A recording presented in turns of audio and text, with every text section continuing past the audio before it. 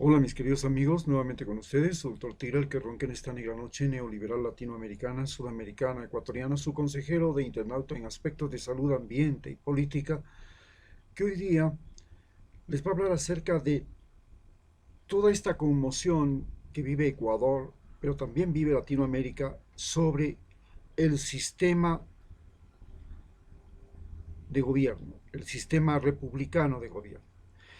Como todos sabemos, en el sistema republicano de gobierno hay un poder legislativo, un poder ejecutivo, un poder judicial. En Ecuador se añadieron otros dos poderes, el poder electoral, Consejo Nacional Electoral, y el poder de transparencia, que ahora se lo quiere eliminar. Pero, ¿qué particularidades ha tenido en todos nuestros países esta división de funciones que en este momento están entrando en un colapso?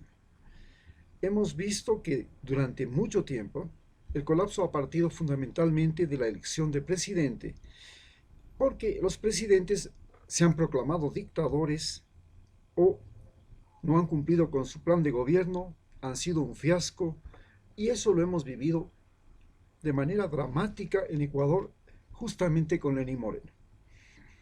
Hemos tenido un presidente que ganó las elecciones con una propuesta y con un antecedente de haber sido parte del gobierno de Rafael Correa.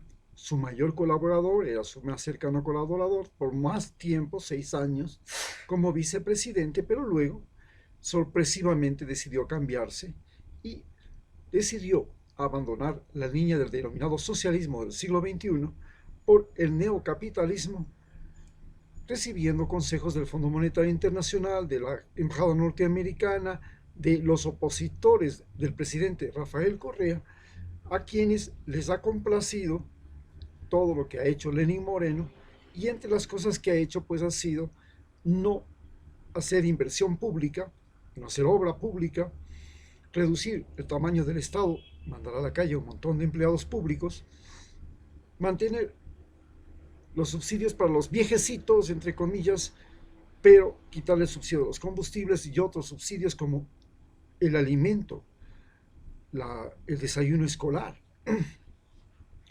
Y esto ha tenido repercusiones muy graves en la sociedad ecuatoriana, porque mucha gente se encontraba en la calle, mucha gente tenía problemas de mandar a sus hijos con alimento a la escuela. Y cuando llega la pandemia, pues esto se va en caída libre, vivimos una situación increíble, nueva, extraordinaria, en que todo el mundo de pronto no solamente se queda sin trabajo en el Estado, sino que se queda sin trabajo en la empresa privada, se queda sin trabajo en todas partes. Y es más, los que quieren trabajar no pueden, porque si tienen un producto no lo pueden vender. Y si tienen un producto, no tampoco lo pueden comprar, porque no hay dinero, no hay circulación. Hay que entender que Ecuador es un país dolarizado, que tiene una moneda extranjera, y que cuando no circula esa moneda por las calles, entonces nadie puede comprar, nadie puede vender. Y mucho de este capital ha sido sacado del país. Inclusive los préstamos internacionales que nos han hecho, no sabemos dónde han ido a parar. Estamos hablando de más de 20.000 millones de dólares que nadie sabe dónde están. Nadie puede definirlos. Entonces hemos vivido un poder ejecutivo que teníamos un candidato que sí era conocido, pero traidor, mentiroso, que nos engañó y que convirtió a través de los ministerios y las obras públicas en un mecanismo de control de la población, utilizando las Fuerzas Armadas, la policía, pero las utilizó a las Fuerzas Armadas y a la policía fundamentalmente para perseguir y para castigar a sus opositores. Justificar su inactividad, su incapacidad, culpando a los otros y tratando de meterlos a la cárcel por decirle, es que a mí no me dejaron nada. Una forma de evadir la incapacidad que él ha tenido. Esto nos prueba que los presidentes en América Latina son una suerte de lotería. Por más que usted le conozca, se vive la cultura de la doble moral, de la doble fachada, y usted puede tener sorpresas terribles como la que ha tenido Ecuador. Ya quisiéramos saber que cuando elegimos a un presidente, realmente es él el que va a estar al frente y no es otra persona, no es la doble personalidad de él. Lo mismo pasa con el poder legislativo. ¿Qué pasa en los poderes legislativos en Ecuador? Miren, el poder legislativo en Ecuador tiene 136 individuos. Solamente para las próximas elecciones hay 14 partidos y hay 136 candidatos por cada partido. Esto quiere decir que usted tiene que ir a escoger y a buscar el nombre de su candidato entre 1904 candidatos. ¿Dónde diablos puede estar? ¿De qué tamaño tienen que ser las listas? Entonces le dicen que ya no puede votar por el candidato que usted considera la persona honorable, que le conoce, de la que puede dar fe. No, tiene que ir y votar por una lista. ¿Y qué es una lista? La lista de candidatos es simplemente una caja de sorpresas, ya lo hemos vivido. Votamos por Alianza País, lista 35, y resulta que de los 70 asambleístas, del total de 136, eran mayoría. Del total de 136 que eran, 70 eran de Alianza País. Y resulta que 50 de Alianza País traicionan a Rafael Correa, se van con Lenín Moreno, se pasan al lado de la oposición y juntos con la oposición hacen la persecución política al gobierno y cambian toda la constitución del 2008, nos echan abajo todo lo construido en 10 años de gestión del gobierno anterior. Comenzando por la constitución. Cambiaron las leyes, hoy día esa constitución no sirve para nada, hay que volver a hacerla.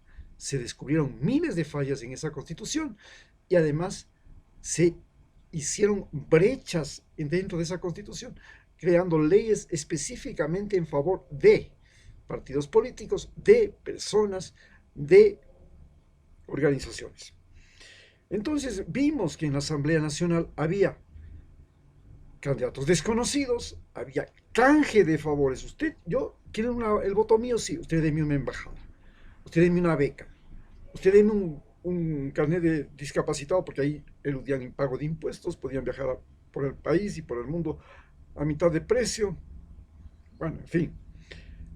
Además disponen de inmunidad. Estamos viendo que los delincuentes en el Ecuador que son perseguidos, veamos por ejemplo, Abdalá Bucaram, perseguido por delincuente, por un robo, una sobrefacturación de las medicinas del Seguro Social del Ecuador, medicinas que después fueron a aparecer en las calles. Justamente la persona que es capturada, presa en la avioneta, que estaba fugando del país, ahora es candidato asambleísta. El hijo de él, que está implicado y acusado de asesinato, justamente porque se hizo el negociado con unos israelitas y ellos fueron a parar a la cárcel y dentro de la cárcel fue asesinado esa persona y se dice que la persona que dio la orden era el hijo de Abdalá Bucaram. Todos ellos ahora son candidatos asambleístas y quedan en la inmunidad. Tienen inmunidad, no hay quien les toque. Lo mismo pasa en Perú. 13 de los asambleístas del Congreso peruano son sindicados por crímenes. 60 están sindicados por delitos, por otros delitos.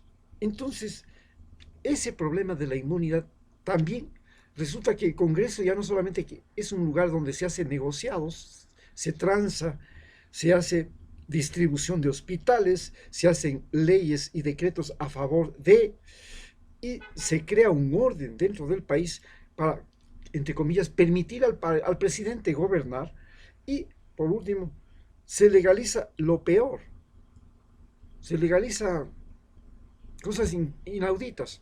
Entonces, tenemos que los congresos en América Latina se han vuelto una falla garrafal. Tanto así que en Chile, Perú, Guatemala, pues ya no los quieren votar, los quieren mandar a la calle y se van a la calle.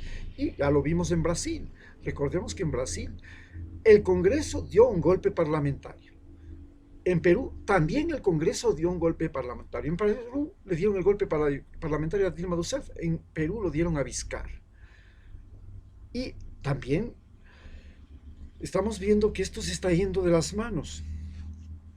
Tenemos entonces ahora el famoso Poder Judicial, que ya no podemos tener algo peor en Ecuador.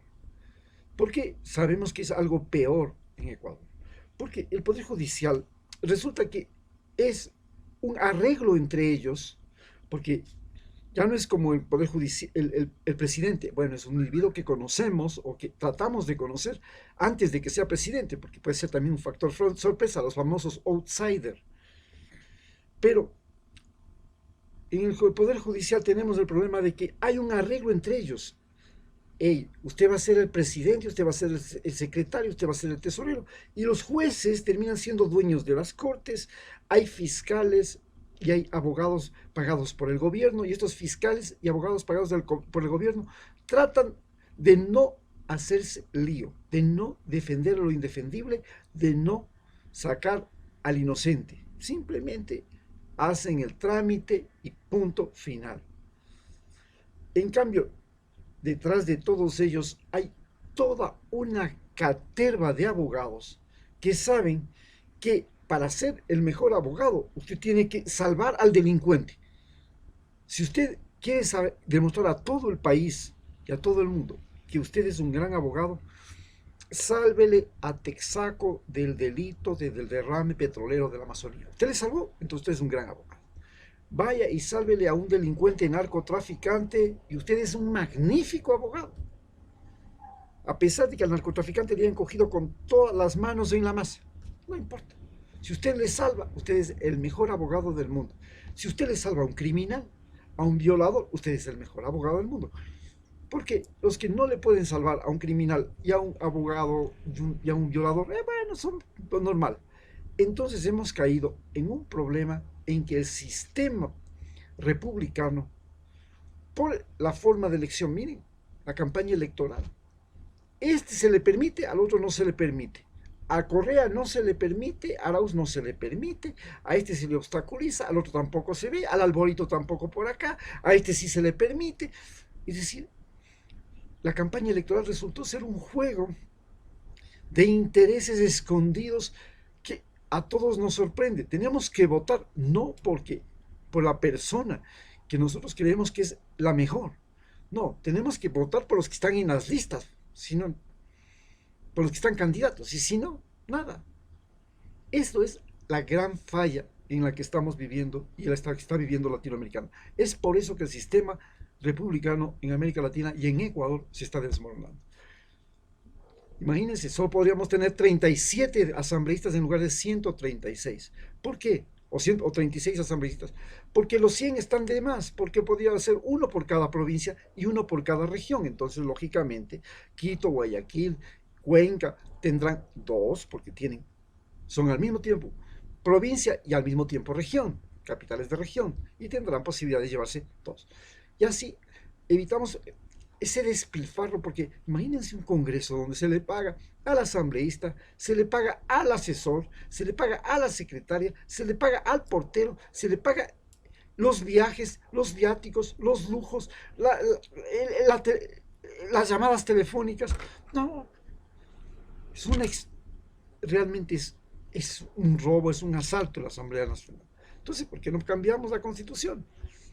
Y eso es lo que se tiene que venir en el Ecuador, porque necesariamente el nuevo gobierno que va a ganar las elecciones tiene que decir: yo voy a cambiar la Constitución, voy a hacer una asamblea constituyente y voy a cambiar la Constitución. Y tenemos que saber, bueno, de redefinir, bueno, ¿cuál es el papel del gobierno, de las Fuerzas Armadas? ¿Servir a los Estados Unidos o servir a los ecuatorianos? ¿Cuál es el papel de la policía? Pues, ¿andar buscando solo narcotraficantes o ayudar a encontrar a los desaparecidos? Bueno, dígame, ¿cuál es la situación? Muchas gracias.